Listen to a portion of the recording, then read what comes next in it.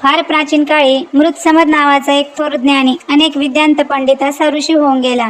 तो थोर गणेश भक्त होता. एकदा त्याच्या शिंकेतून एक लाल रंगाचा मुलगा बाहेर आला. मृत्समदाने त्याला आपला पुत्र मानले. मी मोठा झाल्यावर त्रैलोक्य पादाक्रांत करून इंद्रालाही जिंकेन असे तो मुलगा म्हणाला. मग मृत्समदाने त्याला गणांनात्वा या गणेश मंत्राचा उपदेश केला. त्या मुलाने वनात जाऊन गणेशाची आराधना केली. गणेशाने प्रसन्न होऊन प्रचंड सामर्थ्याचा वर दिला. त्याचप्रमाणे त्याला लोखंड, रुपे व सुवर्ण यांची 3 नगरेही दिले. या त्रिपुरांचा नाश भगवान शिवाशिवाय कोणीच करणार नाही. भगवान शिव एकाच बाणाने या त्रिपुरांचा संहार करतील व तुलाही मुक्ती मिळेल असा वर गणेशाने दिला.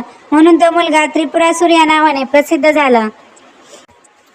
गणेशाने दिलेल्या वरामुळे त्रिपुरासूर उन्मंत झाला. त्याने अवघ्या त्रैलोक्याला त्राही भगवान करून सोडले.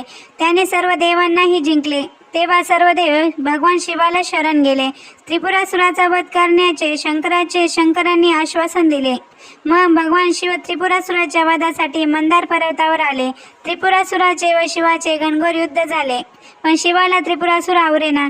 तेव्हा नारदांनी त्यांना भेटून सांगितले की युद्धारंभी आपण विघ्नहरी श्री गणेशाचे स्मरण केले नाही, म्हणून विजय मिळाला नाही.